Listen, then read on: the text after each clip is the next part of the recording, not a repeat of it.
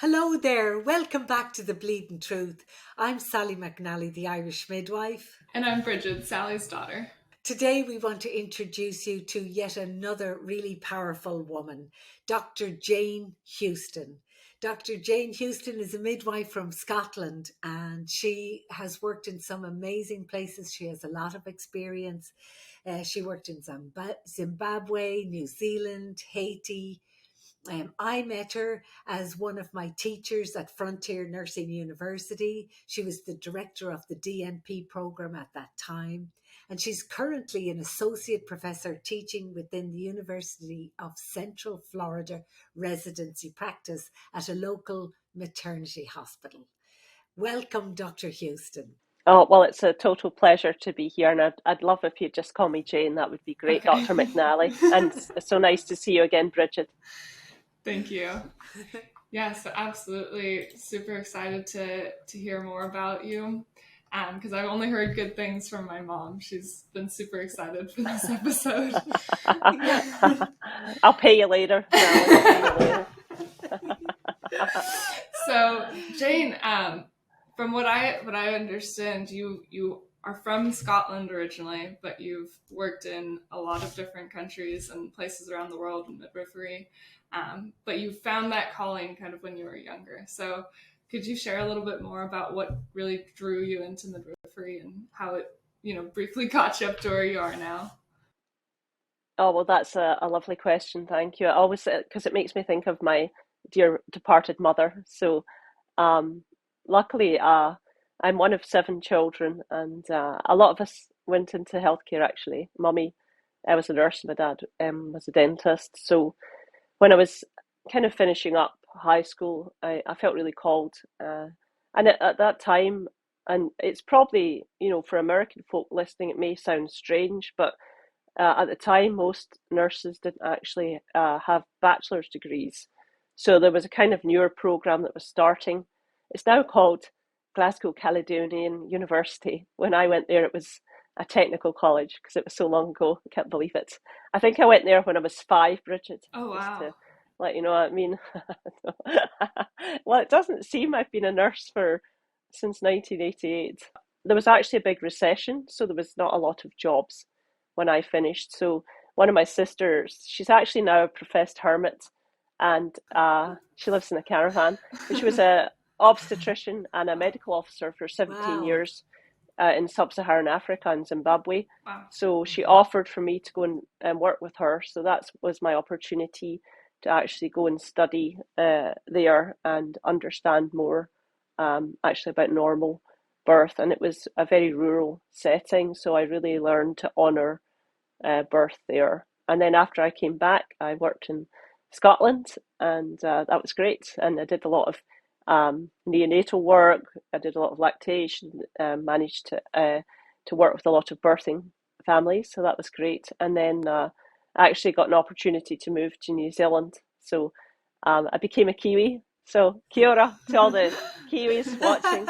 I was very lucky, so I went out and did actually practice high risk midwifery, which was really good there. So I learned a lot. I learned a lot about cultural intersections because there's a lot of midwives that are Indigenous there. So that and there was also really an interesting time in New Zealand because they were actually having to save midwifery because midwifery was under threat from government actions. So they actually had a lot to do with normal birth. There was a lot of really political action that made us understand the importance of midwifery care for most, if not all, women and families. So that was really inspiring there. And I also I did a lot of teaching. I started getting into teaching, with simulation, becoming more of a senior midwife role. And, then events transpired in my personal life. So I actually came from New Zealand and actually to the town I currently live in, which is called Gainesville, Florida, to just situate you. For those of you that have ever been to Orlando, where Mickey Mouse, my American boyfriend, lives, it's kind of directly 2 hours north. It's a small university town where the University of Florida is based. So when I came here, there wasn't really any midwives, which sounds really strange. but it was true. So there was some licensed midwives here, but not specifically certified nurse midwives. So I worked for a few years as what's called an L&D nurse here in the United States, which is a different role. And it was quite, I don't know about yourself, Sally, but it was quite a difficult role for me because I Well, had I did the already, exact yeah, same yeah, thing. Yeah, I had to I do was the thinking same that, thing. yeah. So Yeah, it was kind of hard because I didn't really want to do that. I wanted to actually be back to being a midwife. Um, yeah, so because it's quite a different role, so that really pushed me to undertake my master's degree because at that time you had to have a master's degree to sit for your boards here in Florida. yeah. So um, luckily I managed to pass. So uh, and they decided one of the doctors, I thought everyone would rush to see me, but I became the first midwife at this local hospital. Now there's approximately 12 Wow. nurse Yeah. midwives at the hospital, and I love to study. I think Dr. Sally might be a bit of a nerd as well. So it came up that there was the new degree at the time was called the DNP, and Sally knows it's not so new now, but Mm-hmm. at the University of Florida they started specifically for folk that had already done their degree at UF.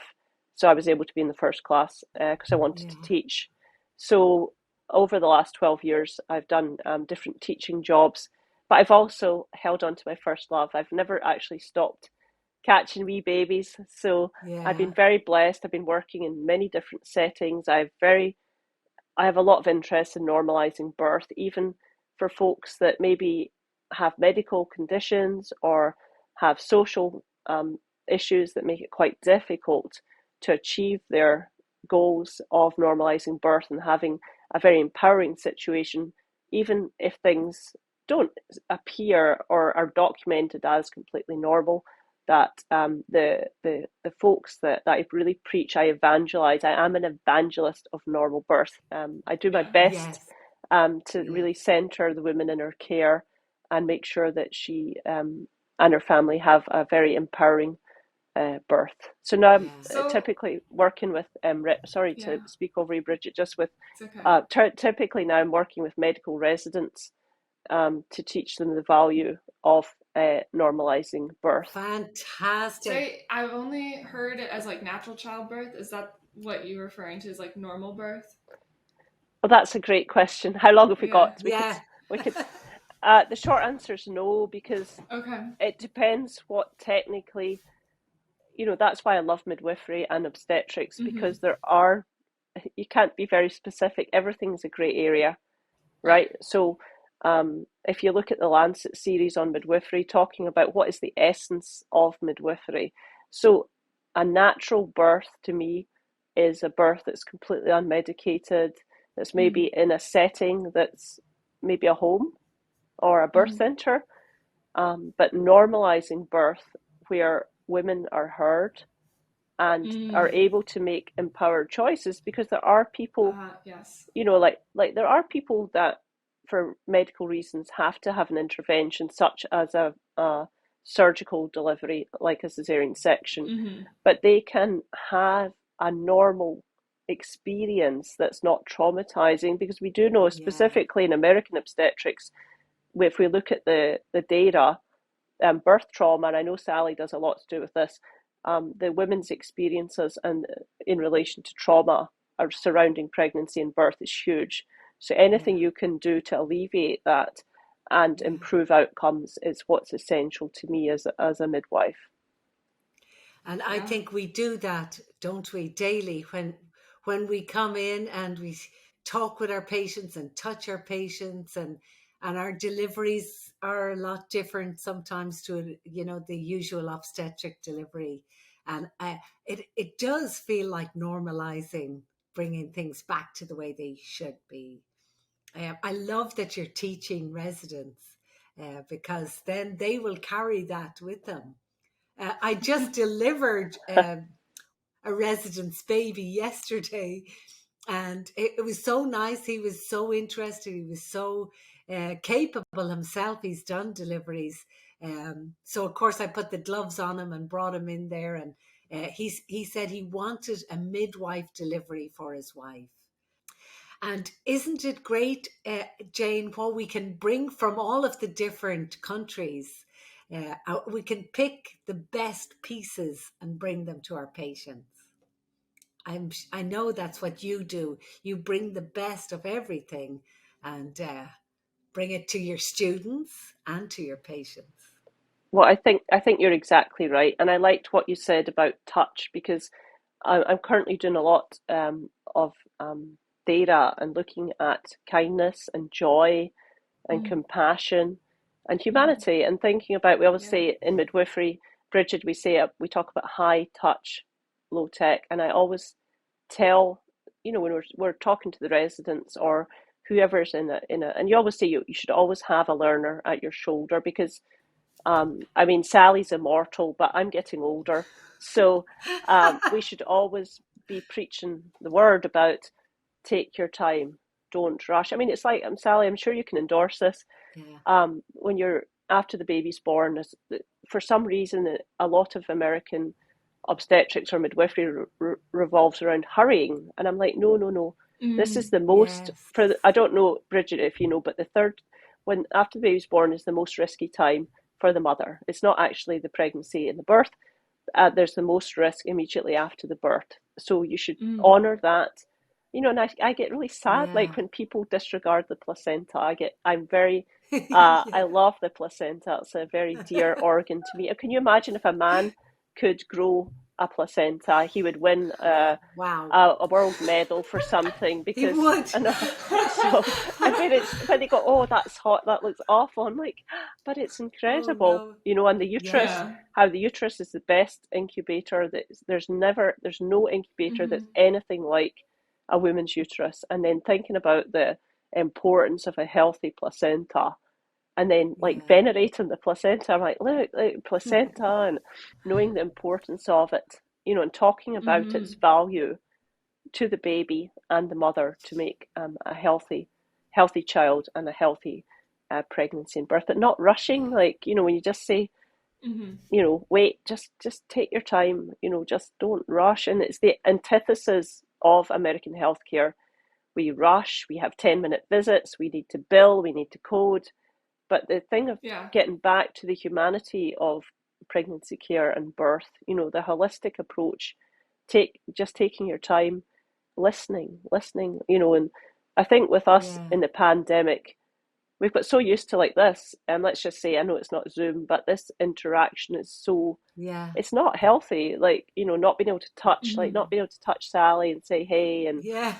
Just hang on I to know, like, yeah. the actual importance of physical touch for your patients Right. is essential. Right. And identifying yourself. Like, I went to a great conference and I learned this. I was actually from a neonatologist, and he said, when you introduce yourself to your client, you should say, I am your whoever. I am your, so I always say, I am your midwife. I'm your midwife for today and, forevermore. Amen. But at that time, because that patient may be in a difficult place, she may be, Yeah. Oh, you know, yes. and she needs Yes. to hear that somebody cares about Yes. her. She may be an unsupported person that, Yeah. she really needs to have somebody that identifies as belonging to her, that's going to be able Yeah. to listen to her and help her achieve her I love goals. that. Yeah, I love that as I well. love So, that. So instead of her being our patient, we're her midwife. right. Yeah. I try to teach that in the childbirth classes, that she can be and do and say and make the sounds, whatever it is she wants, whoever she is, let it be her natural self. And we are then in service of her, that we encourage her to be her wild, wonderful self. And I always tell the partners, don't be afraid, get in there and tell her, I'm here for you, whatever it is you want. Because women need support. They need to know that whoever's coming close to them, they're on their side. Right. And it's kind of what we like, been a theme that's been coming up is not just the normalizing, but the believing in the patient, like just giving them the confidence that you can do it. If I believe you can do it, then they feel that they can do it a lot easier than if they're all alone.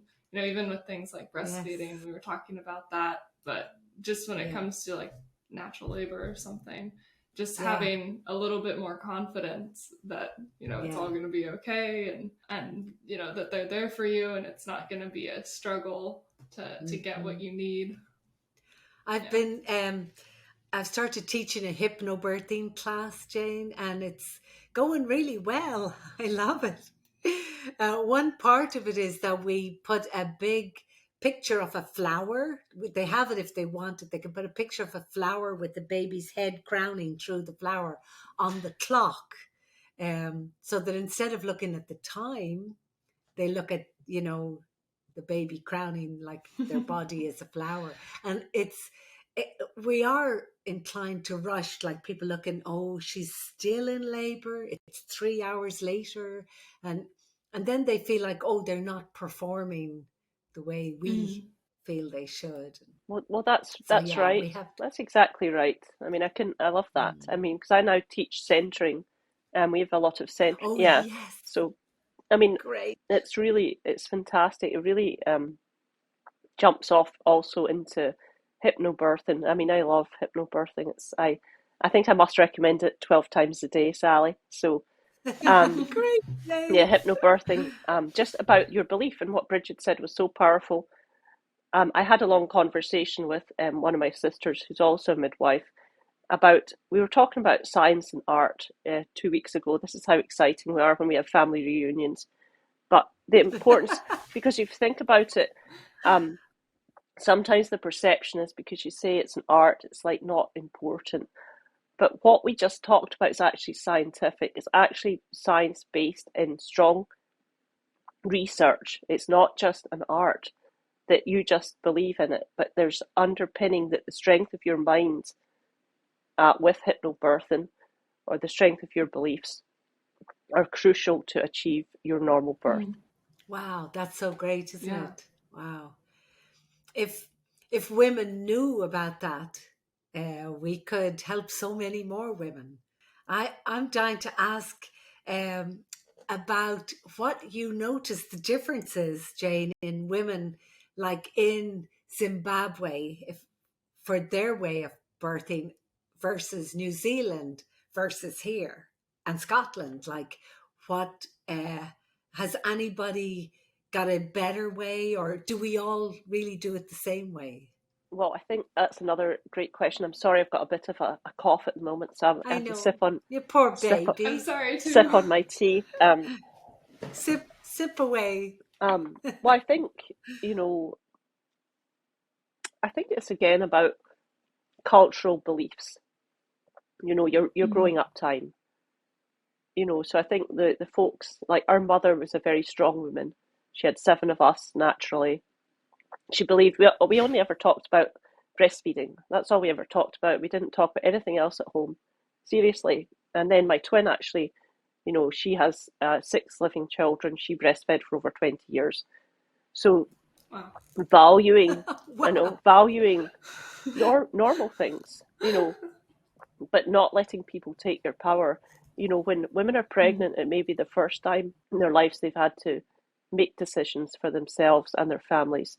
Important decisions, but that's, that it was a common thread, whether you were in Scotland, or I've worked in Haiti and Zimbabwe and New Zealand.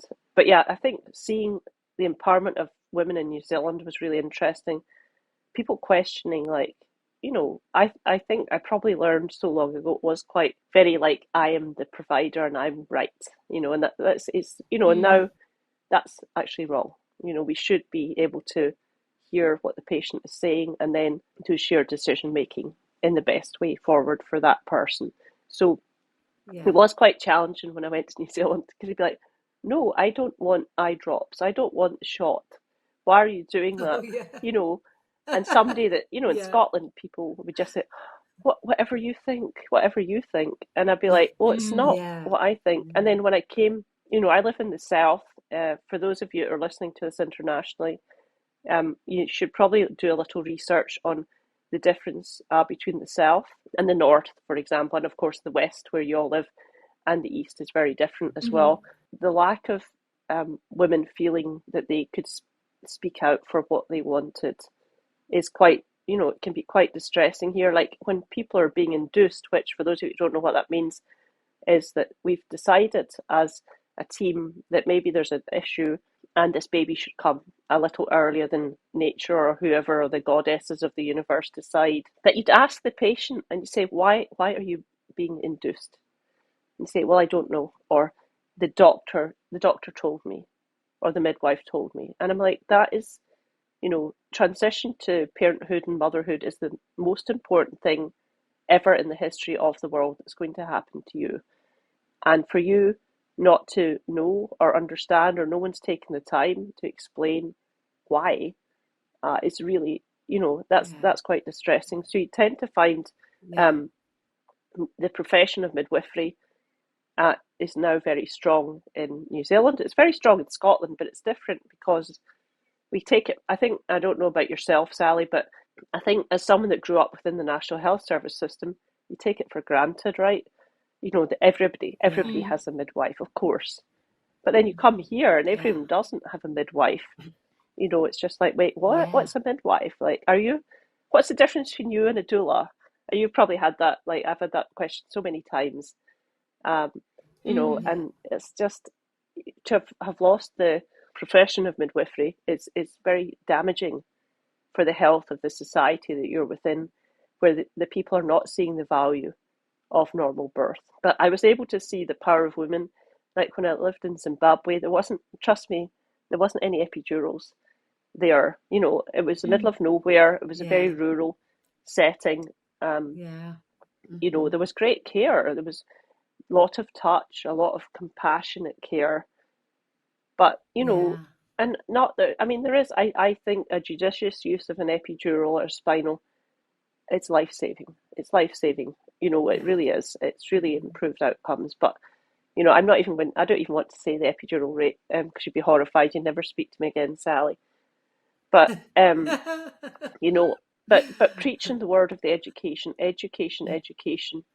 in the schools, in your families, not just learning to be a midwife, but just generally knowing about birth, and in society knowing, the importance of birth, not just letting other people take your power, knowing, how to negotiate the health system, having adequate amount of trained providers wherever you've worked, like, having traditional birth attendants if you're in a different country, or somebody that has knowledge to help you have normal births, and then knowing about breastfeeding and about becoming a successful family unit and feeling supported and able to be and loving your baby. That's what I always say to folks. You have to love your baby, because if you don't love your baby, that baby's not going to be growing into a successful adult. So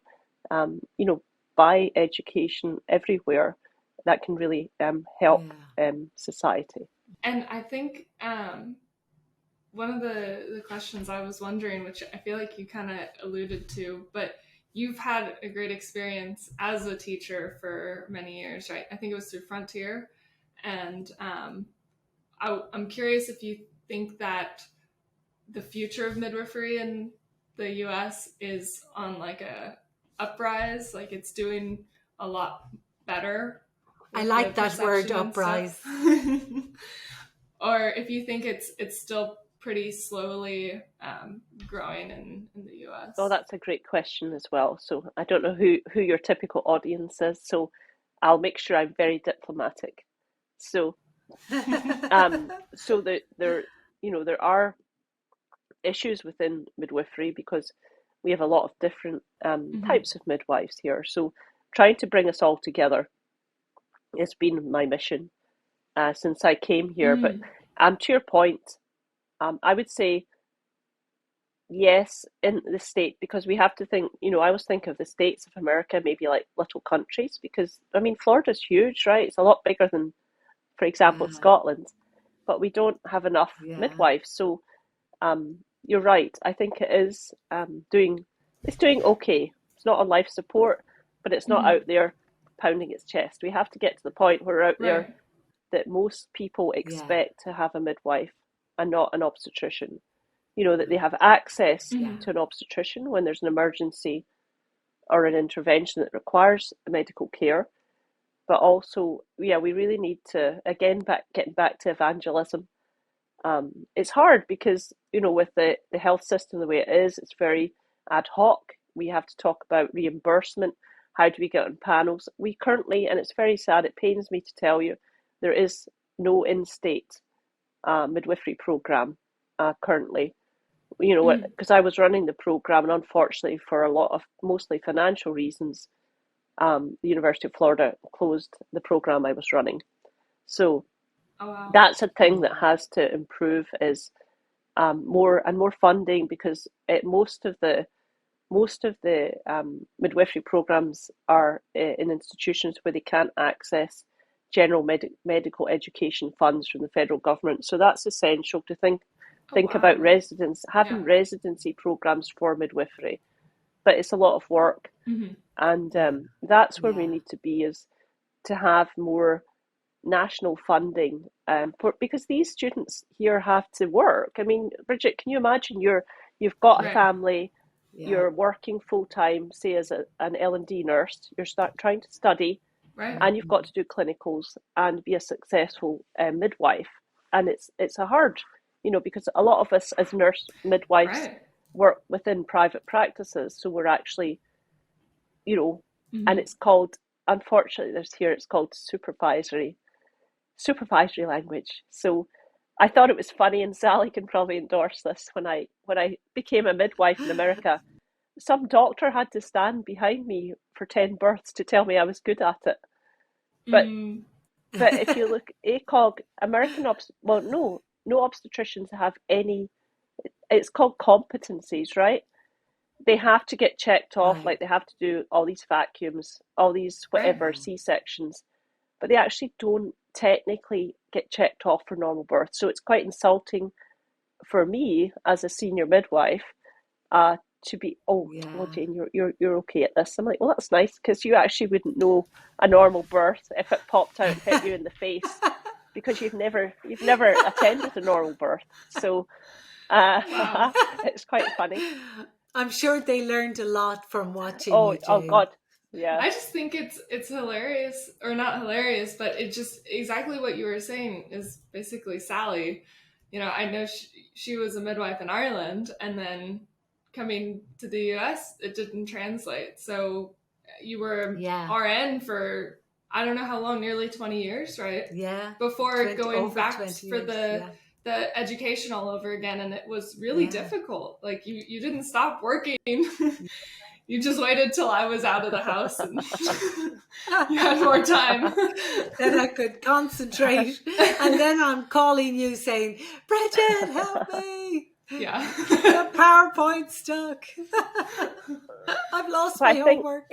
I think, with the pandemic, though, it's made me a lot more cognizant of small things. I think we got back to a lot of organic, what is important in our lives. And I think, now for me, when you said about trying, the profession, but also on a smaller level, effecting one normal birth at a time. If you can have this effect with just one family, one family, they talk and they share their experience. So it's so I can stay focused and feel empowered and not burnt out. One of the reasons I did step away from Frontier, this in September last year. It was just, I wasn't focused on my mission in life, which is to make sure women and families can achieve their goals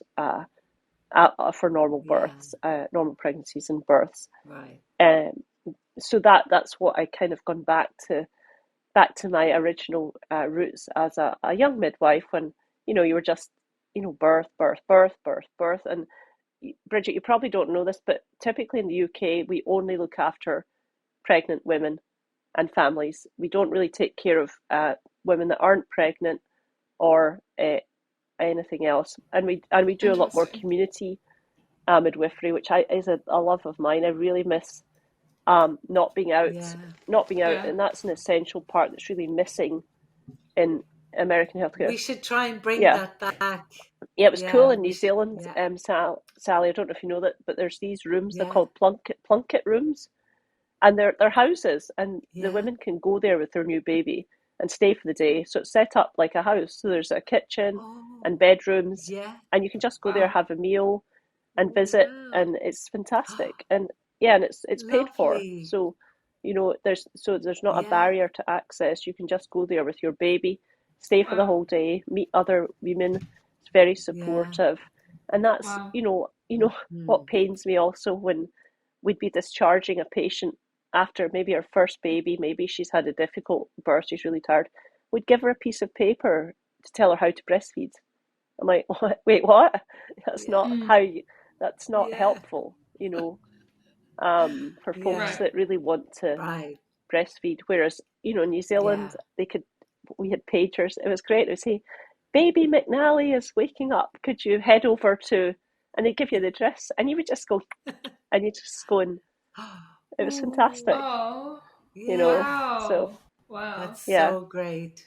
yeah, Yeah. but community is so But important. here, so that's where your centering of pregnancy comes in, Right, right? They get the community before, and then maybe those women will stay in that little that's community right, after. that's right.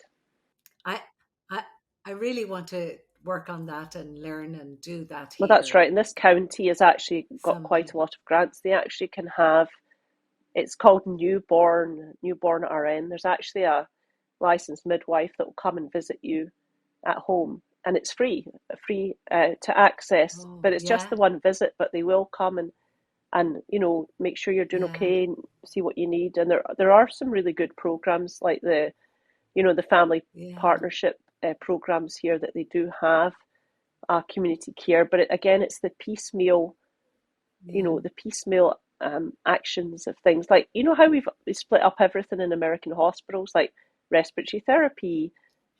There's all these therapists. There's people to yeah, take your bloods. And in the UK, you kind of Mm-hmm. yes. it's like you've got a doula. Yeah, Do it you all. did all that, Yeah, and I love it. yeah, It's funny here, Sally. The L&D nurse yeah, does all the work, right? She yeah. does all the work, and you just run in. You're like, oh, Right. thank you, Yes, champion, and I know. so uh, it's kind of And she's done all of the right. spinning babies and all of the, yeah, all of Uh-huh. the charting, I and know. you're like, So, okay, Wow. here we but go.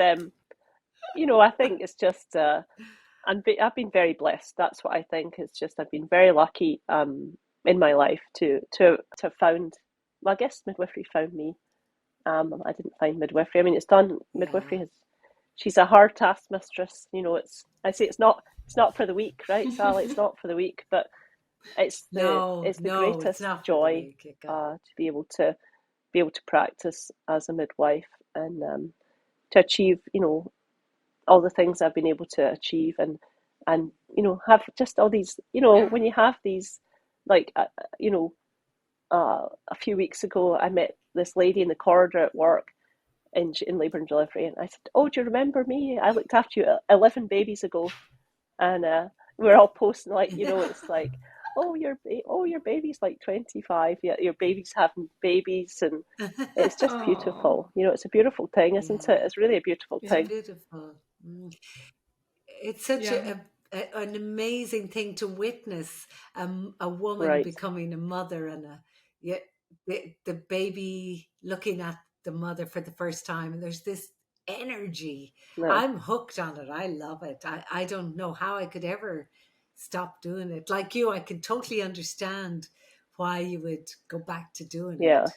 Mm-hmm. Yes, but I hope you don't stop teaching. You got to keep bringing that to the world, because we need teachers No, like I'm you, bringing it. I'm Jane. bringing it. I bring it every day, Oh, every day, every day, every day. yeah, yeah, What would you advise for someone who's either a young person trying to find their own career and interested in midwifery, or maybe they're a nurse out there that, is curious if they should get into the, more education for it? What would you No, advise for those that's also a people? great question. So I would always recommend that they reach out if there's You'll love this one, Sally. I would always go, whenever I've visited in the world, I would just, well, they used to have a phone book. Bridget probably doesn't even know what that is. Um, well, I would look up like a birth centre. I'd look up birth centres. So, like, I went to Yeah. Ithaca. Yeah. I was on a trip with somebody. Stop cursing now. Ithaca, and I just went to the birth centre. You know, I'd make plans to go and visit birth centres. So wherever I've been all over the world, I'd be like, "Oh, where's that?" Like, I went to a birth centre in Okinawa because I had looked after this patient. I'd seen her up in Maryland, and she had this beautiful little book all about pregnancy, and it was in Japanese. And I said, "Where did you get that from?" "Oh, this is my last pregnancy book from," because she was in the service in Japan. And then so I got the chance to go to that birth centre where she had got that wee book from. Cool. But yeah, so call your local midwives. You know, talk to the ACNM. Talk to you know, like here we have the Florida School of Traditional Midwifery. Call them. You know, go and see them. It used to be, you know, more relaxed. Like I used to have teenagers that were screened, but they would come, and like one of the midwives I now work with was a teenager. She came into my office and we did pap smears and we did this. And another midwife that's in town, she also did that as well with me. Just, you know, hearing about birth. So I would say contact your local birth centres and talk to them about midwifery. Like when I came to this town, I went to the Florida School of Traditional Midwifery and I helped, you know, a lot there. I became the board chair there to help them spread the word about midwifery. So yeah, getting out and about, learning who your birthing folks are, and talking to your legislators as well. And I know that's not specific to your question, but in general, it's essential that you become politically active in your state in relation to social justice and birthing issues, because I'm sure California is amazing and they don't have no problems in regard to maternal morbidity and mortality, but our statistics in the state of Florida are dreadful, especially in relation to people from different backgrounds have much worse outcomes than people that look like me. So getting to know your facts so you can talk to your legislators and saying we need more midwives for this reason.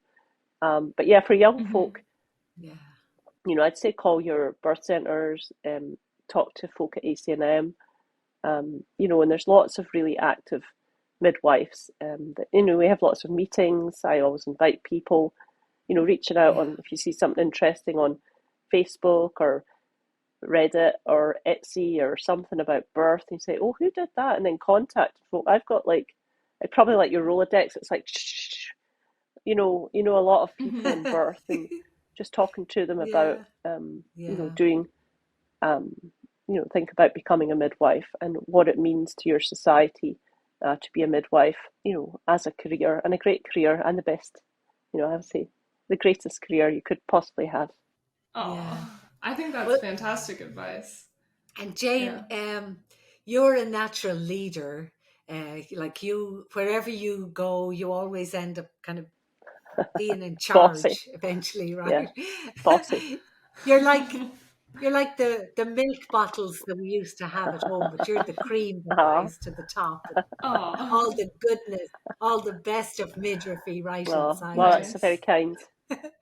But and America, of course, it's wonderful here. Like they provide all these opportunities that, you know, you can rise to the top, right? You can continue your education. You can look at me. I honestly never thought that I'd get my doctorate under my belt, and I'm just like not sure what to do with it now. But sure, it feels great to have like got there, you know. And it's because I'm here in America. It made it like possible that I could work and do that. Well, I think that's entirely correct. You know, it's like when the status of nursing, you know, separate from midwifery. But if you may indulge me for a minute, but my mother, for example, my mother qualified in 1949 as a registered nurse. But as soon as she got married, that was it. Her professional life was over. But she came back to nursing in the 1980s. And she was amazed at this. So we think, you know, and I always preach this also to the younger midwives. oh, it's terrible, like blah, blah, the hours, the thing. I said, look, you have to look back and see what it was like in the before times. Yeah, You know, you need to right. look into your history and see that we are making a difference. We are Mm-hmm. getting better as a profession. We are being heard. And I think with yourself, and Yeah, congratulations again on your doctoral degree, but I think elevating our profession, you know, because that's one of the main reasons I did my doctoral degree, because you can get a yeah, seat at the table now. You know, and the way doctors are trained, they're yeah, much more right. accessible. They're not up on their pedestals as they were. You know, I think Yes, if you think they about even in the last 50 years, the advancement uh, for women in society in general, and then specifically yeah, thinking about midwifery and midwifery education, then we have made great strides. But that's not to say we right. can't just like pat ourselves on our shoulders. We have to still. There's so much work, so much more work to do. We Yeah, can't sit around yes. on our couches on Mm-hmm. Sunday prognosticating. We need to get out there and really do as much as we can to spread the word. Yeah. Oh, you're lighting the fire again inside me. Good. Oh, I Yeah. do feel like that too, Jane, and I feel like I don't feel like we're finished in any way here, but I feel like I keep on looking back at the labor and delivery nurses, and I'm saying, "Come on, come with me, let's go." And you know, there's a few of them that are midwives already.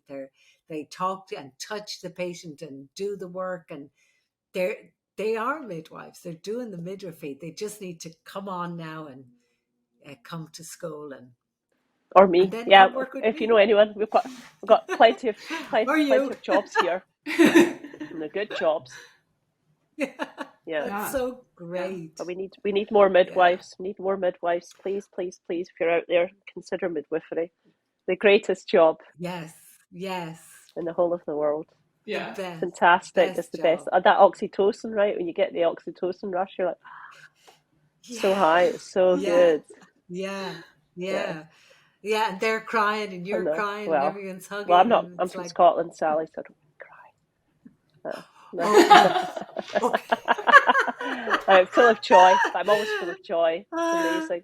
yes. This isn't it? It's just Oh. amazing.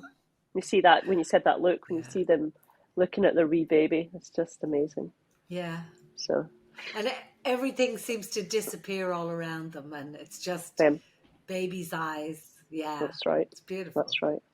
I remember looking into that baby's beautiful eyes Oh, there. That Bridget. oh, Yeah, you're so blessed. Oh. You're so blessed, Sally. she was kind of looking a bit cross-eyed at me, but it was still a beautiful moment. She might have had a long journey, a bit of a long journey. And then she spotted my nipple, and that was the end of that. Didn't Dad say something like, "It's not ready, put it back," or something? Yeah. Like, That's hilarious. he got in trouble about that. That's so good. And do you have any Oh. grandchildren yet, Sally? No, not yet. I'm No. hoping one of these Yeah. days. Someday. Yeah, my twin's working. Just any one My of these twin's about days. to hit number 7. So Oh, Wow. that's in Australia, wonderful. yeah, it's going to be Gosh. Australia. Yeah. Wow. Oh, so Yeah. wonderful. Now, is your twin the obstetrician? No, Is no. she? My twin is a wonderful mother. I said she did practical midwifery. So Yeah. Right. yeah, she is a wonderful mother and a Yes. carer. She's a carer. Yes. Yeah, Yes. I have 3 sisters. Okay. Yeah. So Fabulous. you know, And I just know. the Irish. It's the Irish family. You know, big family. Yeah. Oh yeah. I'm sure we're cousins of some sort. What did I tell you? Spoiler alert, I'm 65% Irish. Isn't that great? It's the Probably more best. than yourself, Sally. I know. I'm going to do my DNA for fun and make sure, You just to sure make should. sure. Yeah. Well, one Uh, last thing I'd love to ask you about water birth. You'll advocate for the water birth. sure. How do I get that into the hospital? How do I convince them? Well, that's the $1,000,000 question. So that's actually what I did as my DNP, Sally. That was my Oh, oh, um, great. so um, it's a lot. I think, and also we can talk about it offline, but thinking about change theory, you have to understand how people adopt change. You know, it's very incremental. It's like we want to change the world. Yeah, that's good. But as I said, now I feel I'm just doing it one step at a time. So talking about it, having Barbara Harper come and lead a class, that was instrumental as well. Barbara now lives actually in Florida. She's a friend. So having a presentation about it, talking about it, learning about it, but I would say it would take probably at least 5 years in the short term, because you have to think about not just about people adopting that practice, but and this is another question, why are labour and delivery units typically on the third floor of a hospital? How stupid is that? Stupid? Ours is on the third floor. Yeah. Why? Like in New Zealand, you just walked in there, but the displacement of the water, it's a technical issue, but it's very heavy.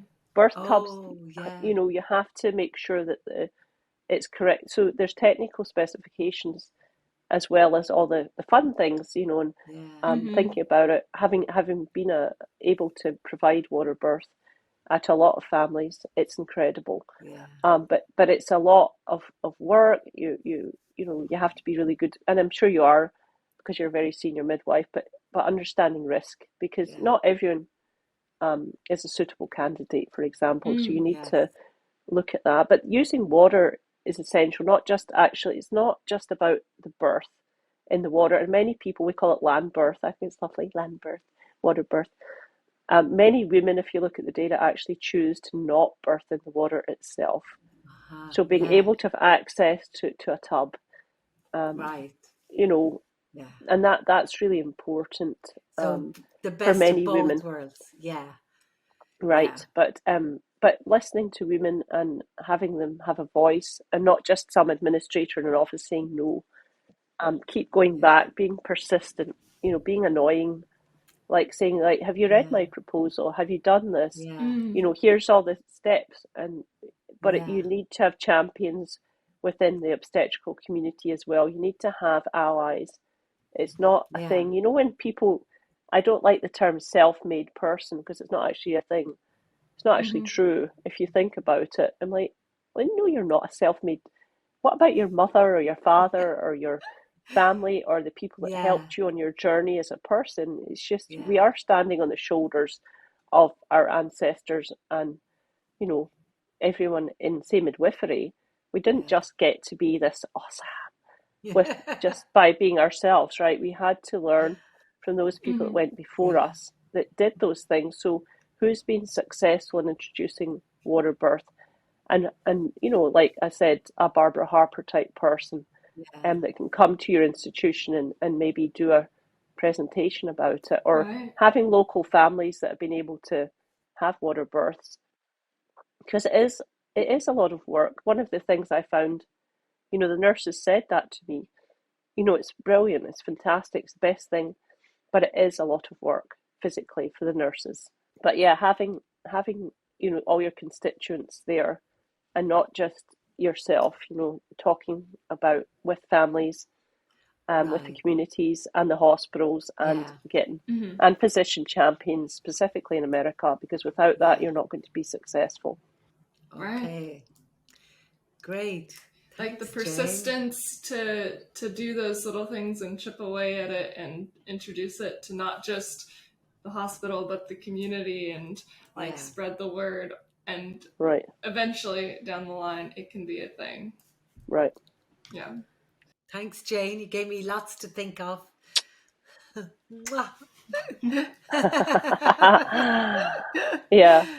there's lots of things, that have been normalized now, like delayed cord clamping, like kangaroo care, I actually wanted to ask about that, because I've never heard of delayed cord clamping. Okay, it's actually an intervention to actually cut the cord. So you shouldn't, we should call it normal cord clamping, because the way of clamping it immediately is actually abnormal. So I can send you my paper. I have a published paper Sure. on delayed cord clamping, because we know we talk a lot about it in centering, but when I trained, and I don't know about yourself, Sally, you've probably seen a show called Call the Midwife. They just cut the cord. You don't think about it. Yeah. It's like, Yeah. think. I'm going to say, think. I'll say it's like Socratic when I'm talking to the students or the residents. Think every time what you're doing. So like with delayed cord clamping, making sure the baby's physiologically normal, before you start clamping things. Yes. Because it's really important for the wellness of the baby, especially if it's been under stress or it's smaller, or there's a problem. Leave the unit alone. Leave the baby attached. Oh, look, we talk about the placenta again. Yes, good. Yeah, that famous placenta. Okay, I think that makes a lot more sense. It's like it's still the nutrition and everything that has been keeping that baby alive. And there's a lot of like animals that, hatch or are born and they're still attached to their yolk or their placenta for, a number of hours or days before it's absorbed or separated. Like it does seem kind of weird to just cut it immediately and not think about it. Yeah. Well, it's attached for a reason. And isn't that part convenient? Yeah, that's part of the rush. What's the big rush? What's the big hurry? Yeah, it's like, I think we all want to get on to our own little life.